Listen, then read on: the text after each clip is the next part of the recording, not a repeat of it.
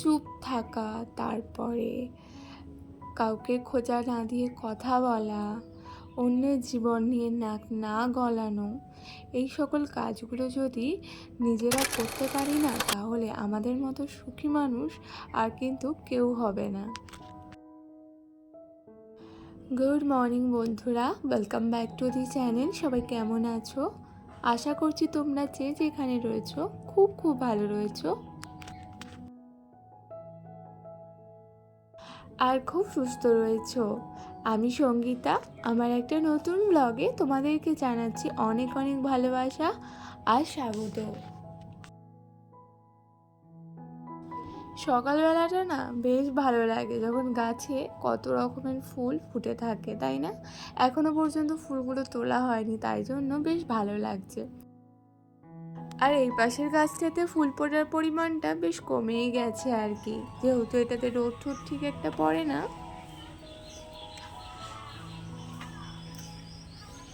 Hello বন্ধুরা, welcome back to the channel. সবাই কেমন আছো? আশা করছি তোমরা যে যেখানে রয়েছো খুব ভালো রয়েছো। আমার একটা নতুন ব্লগে তোমাদেরকে জানাচ্ছি অনেক অনেক ভালোবাসা।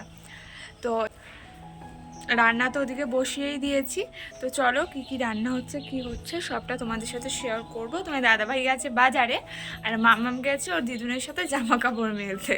তো চলো আমার ব্লগটা আজকে এখন থেকে শুরু করছি, সবাই দেখতে থাকো আর সাথে থাকো। তোমার দাদা ভাইয়ের পছন্দের সবজির মধ্যে এই কুদলিটা না অন্যতম। তো মা যখনই বাজারে যাবে দু একদিন পর পর এই কুদলিটাই যেন ওর চোখে বাঁধে, তো সেটাই ও নিয়ে এসেছে আর কি। রান্না করছি দেখতেই পাচ্ছো, কুদলি ভাজা, কুদলি আলু পেঁয়াজ দিয়ে। তাও কতখানি হয়েছিল, ভাজা হয়ে গেছে এখন প্রায়, তো দেখো কয়টুকু হয়ে গেছে আবার। এটাকে এখন লাল লাল করে ভাজবো আর করব ডাল। ডালটাও সিদ্ধ হয়ে গেছে। তো আজকে কিন্তু আমি তোমার দাদা ভাইয়ের দুটো জিনিসই ফেভারিট জিনিস রান্না করছি। একটা হলো রসুন ডাল আর একটা হলো কুদলি। কুদলিটা খেতেও খুব ভালোবাসে, সেই কারণেই কিন্তু মাঝে মাঝে নিয়ে আসে। তো আমার ইচ্ছে না থাকলে ওকে করে দিতে হয়। আমার এই তরকারিটার থেকে ভাজাটা ভালো লাগে, তরকারিটা অতটাও ভালো লাগে না। তবে ও এনে দিলে কি বলো তো, করে দিতেই হয় মাঝে মাঝে। আরও রসুন ডালটাও কিন্তু খুব পছন্দের আর কি। আমি এই বাড়িতে কোনোদিনও রসুন ডাল খাইনি, তবে তোমাদের সাথে আজকে আমি সম্পূর্ণটা শেয়ার করব। ওই যে ঘরে সবসময় তো ডালটা এমনি করা যায় না, মাঝে মাঝে কী বলো তো, সবজিটা অ্যাভেলেবেল থাকে না, যে ডালে কী দেবো একটা চিন্তা মাথায় থাকে। তো আজকে আমি তোমাদের সাথে আমি কিভাবে রসুন ডালটা বানাই সেটা কিন্তু তোমাদের সাথে শেয়ার করব। আর এখানে দেখো ভাতের এই যে ফ্যানটা গেলে নিচ্ছি, ওই গামলাটা না ওপরে, সেই কারণে এভাবে করেই গালতে হচ্ছে আর কি। আর ওপরে আর গেলাম না আর কি। আর ইদানিংটা কদিন ধরে নিচে বসেই রান্না করছি, কি জানি ইচ্ছেই করছে না ওপর নিচ করার জন্য, সেই কারণে। আর এদিকে এখন ডালে নুন হলুদ দিয়ে এখন ঘেটে নেব ডালটা, দিয়ে ওদিকে সোমবার বসাবো, সেটা তোমাদের সাথে অবশ্যই শেয়ার করব। দেখো যেটুকু ভালোবাসে সেটুকু তো করে দিতেই হবে, নিজের অপছন্দ হলেও যেহেতু ও ভালোবাসে সেই কারণে ওটা তো করে দিতেই হবে। আর এখানে দেখো রসুনটা কিন্তু আমি এভাবেই কিন্তু থেতলে নিচ্ছি আর কি। তো আমি তোমার দাদাভাইকে বললাম যে দেখাও একটা নতুন টেকনিক আর কি। তো যাই হোক, এদিকে দেখো ফোড়নে আমি দিলাম কিন্তু 5 ফোড়ন, আর একটা দেবো শুকনো লঙ্কা। ব্যাস, আর কিছুই তেমন লাগবে না। আর ওই রসুন যেই আমি থেতো করলাম তো ওটাকে দেবো। দেখো আমার মনে হয় রসুন কুচো করে দেওয়ার থেকে এভাবে যদি থেতো করে দেওয়া যায়, মানে এভাবে নয়, যে কোনোভাবে হোক থেতো করে দিলে সেটা স্মেলটা যেন তো আরেকটু বেশি ভালো হয়। তো সেই কারণে দেখো আমি এভাবে এখানে রসুনটা দিয়ে দিয়েছি। আর তোমার দাদাভাই এখানে জুম করে দেখাচ্ছে। তো যাই হোক, এই তো এখন এটাকে হালকা একটুখানি ভেজে নেব যতক্ষণ না একটা সুন্দর গন্ধ আসে।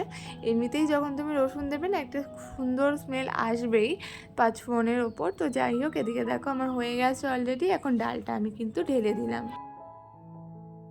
আর তেমন কিছুই পড়বে না কিন্তু এই ডালে। তোমরা নুন, লঙ্কা ঠঙ্কা এগুলো একটু পরিমাণ মতো দিও। আমার মেয়ে যেহেতু খায়, তো আমি একেবারে প্রথম দিকে লঙ্কাটা দিইনি। তোমরা প্রথম দিকে দিলে বেশ ডালটা কিন্তু ঝাল ঝালও লাগে। তো আমি মাঝখানে ডালটা দিয়েছি, তো সেই কারণে অতিরিক্ত ঝাল হবে না। আর ওই আমাদের রান্না কিন্তু আমি মামামকে এখন থেকেই মাঝে মাঝে দেওয়ার চেষ্টা করি। তো সেই কারণে একটু নিজেরা ঝালটা কম খেয়ে ওকে দিই আর কি, যাতে ওর অভ্যেসটা হয় আমাদের সাথে ঝাল খাওয়ার। তো যাই হোক, এদিকে দেখো কুদরি আলু ভাজাটাও কমপ্লিট হয়ে গেছে আর ডালটাও কিন্তু সুন্দরভাবে হয়ে গেছে। এখন তোমার দাদাভাইকে চলো চটজলদি খাবারটা বেড়ে দিই। দেখো, ভিডিওর শুরুতে প্রথমেই কিছু কথা আমি তোমাদের সাথে শেয়ার করেছি, সেগুলো বলার অনেক যথেষ্ট কারণ রয়েছে। আমাদের জীবনে আমরা কিন্তু নিজেদের জীবনে কি হচ্ছে সেটার থেকে বড় অন্যের জীবনে কি হচ্ছে সেটা দেখাতে বেশি ইন্টারেস্ট মনে করি। যদিও আমার সেটা একদমই পছন্দ নয়, কারণ নিজেদের জীবনে এতটা ব্যস্ততার মধ্যে থাকা হয় যে অন্যের জীবনে বা অন্যরা কি করছে সেটুকু দেখার মতো টাইম কিন্তু থাকে না। আমাদের আশেপাশের কিছু মানুষদের এতগুলো রং কি আর বলবো, মানে জাস্ট 2 সেকেন্ডও লাগে না নিজেদের রঙগুলো পরিবর্তন করতে তাদের। তো সেই কারণেই বলা আর কি, যদি আমরা কিন্তু অন্যর জীবনে নাক না গলাই, মানে তাদের উদ্দেশ্যে কিছু কথা বলা আর একটু যদি নিজেকে একটু সরিয়ে নেওয়া যায় না তাদের থেকে, তাহলে কিন্তু খুবই ভালো থাকা যায় আর কি। কারণ সংসারটা আমার, খাচ্ছি আমার হাজব্যান্ডের, আমার মামামকে দেখছি, তো অন্যের কথা কেন শুনবো, অন্যের কথা কেন গায়ে লাগাবো, তাই না? নিজেদেরকে খুশি থাকার যথেষ্ট কারণ যেমন রয়েছে, নিজেদের জীবন নিয়ে ব্যস্ত থাকারও অনেক কারণ রয়েছে। তো সেটাকে বাদ দিয়ে অন্যের জীবন নিয়ে ইন্টারেস্ট দেখানো, সত্যি কথা বলতে অতটুকু টাইম আমার কাছে নেই। আর যারা এই সকল কাজগুলো করে না তাদেরকে তো একদমই পছন্দই হয় না।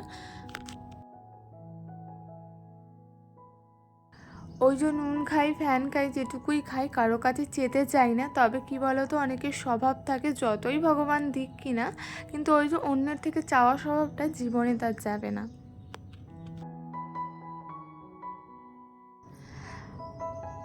আর সেক্ষেত্রে সেই মানুষটা যদি সেটা না দিতে পারে, তাকে কথা শোনানোর জন্য দুবার ভাববে না আর কি। আর আরও তো অনেক নানান কারণ রয়েছেই।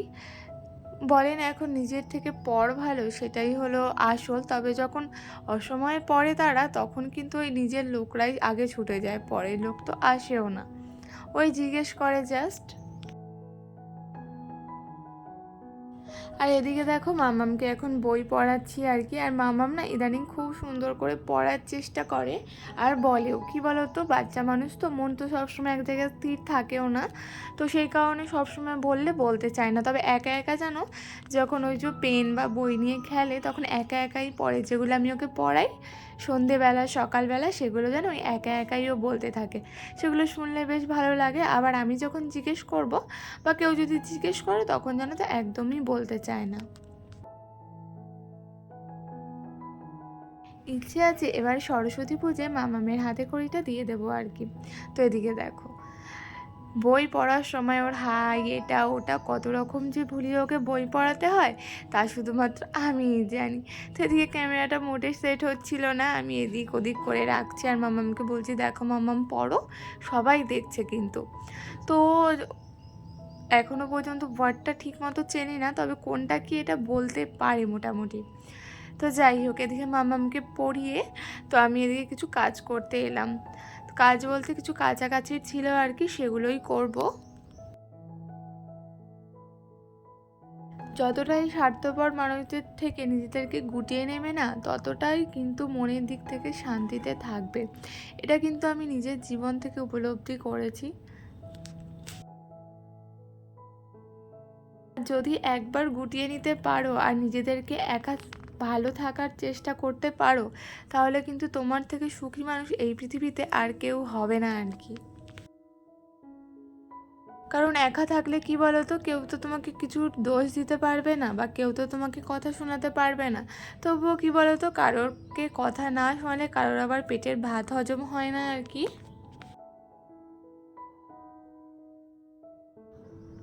তো তোমার দাদা ভাইয়েরই কিছু কাপড় জামা জমে গেছিলো, সেটাই আর কি কাচ্ছি। প্রত্যেক দিনই মা কেচে দেয়।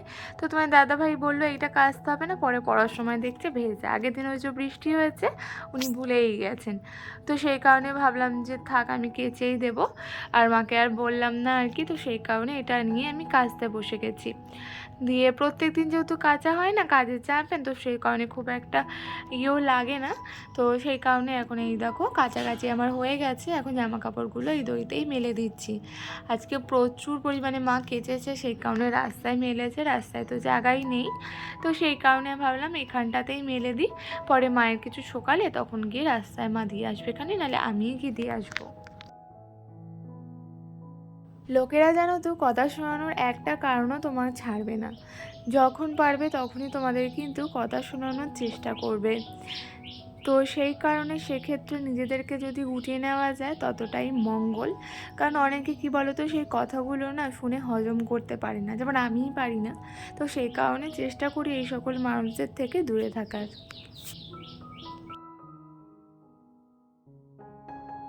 আর এই কদিন তো টাইমলি ভিডিও না দিয়ে নিজের ভিডিওর রিচ বা নিজের চ্যানেলের রিচ নিজেই কমিয়ে দিয়েছি, কী আর বলবো। সেটা নিয়েও মন খারাপের শেষ নেই।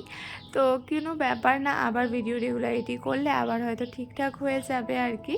তো এদিকে দেখো মাছ ভাজাটা হয়ে গেছে, দিয়ে এখন আমি উল্টে দিচ্ছি আর কি। আজকে ভোলা মাছ এনেছিল তোমার দাদা ভাই, মাই বানাবে, আমি জাস্ট ওই ভাজাটা বসালাম আর কি। তো চলো আজকের জন্য ব্লগটা আমি এত দূরই রাখছি। সবাই খুব খুব ভালো থেকো, দেখা হবে আগামীকাল নতুন কোনো ভিডিওর সাথে। ততক্ষণ সবাই টাটা, সুস্থ থেকো। আর আমার ভিডিওগুলো যদি তোমাদের ভালো লেগে থাকে তাহলে অবশ্যই কিন্তু একটা লাইক করতে ভুলো না, আর চ্যানেলটাকে সাবস্ক্রাইবও করে দিও। তো চলো পরের দিন দেখা হবে, টাটা।